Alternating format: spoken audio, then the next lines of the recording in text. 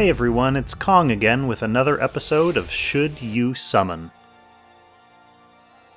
As always, my intention with this video is not to be an in-depth guide on how to build these characters, but rather a high-level overview just to help you decide how to spend your hard-earned vouchers and crystals. I often see players asking for advice whenever a new banner comes around. Is this a good banner to summon on? Are there good characters on this banner that I need? Players who have been around for a bit longer will usually just try to summon who they want or who they like, or if they're still missing a character to try to fill gaps in their roster. But if you're a newer player and you don't have as many resources to go around, it can be tough to know whether it's worth spending or not. So to keep it simple, I evaluate these characters using 4 criteria. How they fit into your team, whether they unlock any bonds, what kind of content they get used for, and their future availability. So without further ado, let's take a look at this banner featuring Elwin, Leon, and Bernhardt, running from March 5th to the 18th. It's worth noting that this is a Destiny banner, so the first SSR that you summon is guaranteed to be one of these 3 that you don't have. After the first SSR pull, this reverts to a normal rate-up banner, so you could get any off-banner character, but Elwin, Leon, and Bernhardt will have a higher percentage of appearing. So the first character on the banner is Elwin. He's a really good infantry or lancer unit. He's mainly used for DPS. He has great skills for doing a lot of damage, and his talent also heals him after combat. Some of his attacking skills also have nice side effects, like disabling healing or passive skills, or removing buffs. For factions, he's a member of the Protagonists, buffed by Matthew, the Legion of Glory, buffed by Ledden, Elwin, and Grenier, so he does carry his own faction buff, and also Empire's Honor, buffed by Bernhardt, Leon, and Lance. For bonds, he unlocks the defensive bond for Hein, and he unlocks the attack bonds for Lana, Ledden, Leon, and Leanna, so he's basically a bond unlocking king. For his own bonds, he needs Hein and Leanna. Leanna unlocks his attack bond. As far as content goes, Elwin is a top tier unit.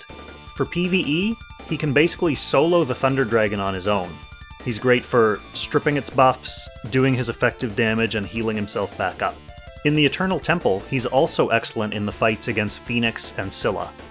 He's a solid PvP unit as well, especially as a Lancer to help counter Landius. As far as availability, the most recent banner prediction has this exact same banner coming back in late July, so you will have another chance to get Elwin then. The next character on the banner is Leon, and he is a top-tier cavalry unit. He's mostly used in PvE, but he's exceptionally dominant in PvE, so it's worth mentioning. That's where he gets used a lot, but it's for good reason. Especially if you have Ultimuller with his buff, it basically turns Leon into a map-crossing DPS machine. So the kind of half-joking term Langrisser was well earned for this character. He's a member of Empire's Honor, which is buffed by Bernhardt, Leon, and Lance, so he also carries his own faction buff. He's also a member of Strategic Masters, with Ultimuller and Lanford bringing the faction buffs.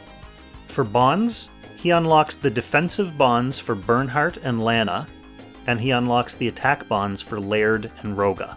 So he's the key to 2 SSR characters' bonds. For his own bonds, he needs Laird and Elwin, with Elwin unlocking his attack bond. And if you're using Leon as the all-purpose destroyer, then you're definitely going to want that attack bond maxed.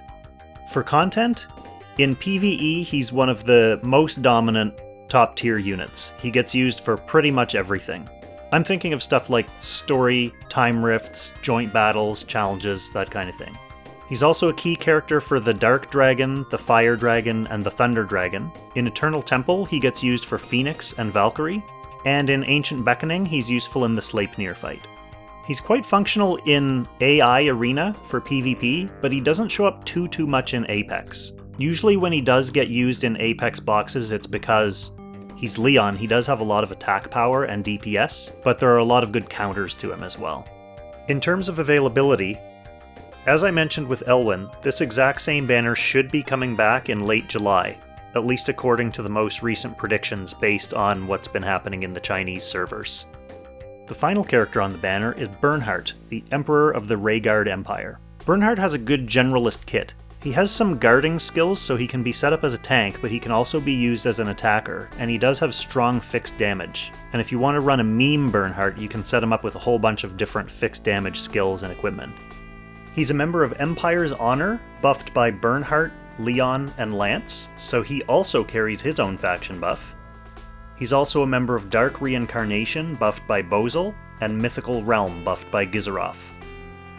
As far as bonds, he unlocks the attack bond for Imelda and Vargas, so there are no SSR characters locked out by Bernhardt. For his own bonds, he needs Leon for his defensive bond, and Bozel for his attack bond. This might be a limiting factor for you since he needs 2 SSR characters to fully unlock his bonds. Fortunately, one of them's on this banner, and one of them has been offered as a free character before. As far as content, he does have a good generalist kit, as I said earlier. In PvE, he's excellent against the Thunder Dragon. He gets used in Eternal Temple versus Valkyrie, and he's also useful in Ancient Beckoning against Fenrir. He's also a solid pick for PvP, and he does show up in Apex Arena, mainly because of his skill versatility, but the main use he gets is by combining his Sword Dance skill with the Balanced Blade that increases his range. For availability, once again, Bernhardt should be showing up alongside Elwin and Leon when this same banner gets a rerun in late July. So for a quick wrap-up, we have Elwin, who's a premium infantry hero. He's a Legion of Glory faction buffer, and he's also a bond unlocking king, with 4 SSR characters locked behind him: Lana, Ledin, Leon, and Leanna. Then we have Leon, who's a premium cavalry hero. He's a faction buffer for Empire's Honor, and he unlocks bonds for Bernhardt and Lana. And then we have Bernhardt, who's another premium infantry hero.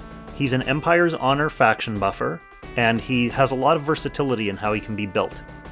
Overall, I would highly recommend for you to summon on this banner unless you have all 3 characters. Because it's a Destiny banner, your first SSR pull is guaranteed to be one of the characters that you don't have, so if you're missing 1, then you're guaranteed to get that one. As long as you have 100 tickets to make it to the Pity Break summon if you have to go that far. If you're missing 2, then you're guaranteed to get one of those 2. And if you're missing all 3, then even though it seems like bad odds, all 3 of these characters are excellent additions to your team. So I hope this was helpful. Let me know in the comments if you're planning on summoning and who you're hoping to get. Thanks again for watching, and I'll catch you in the next Should You Summon.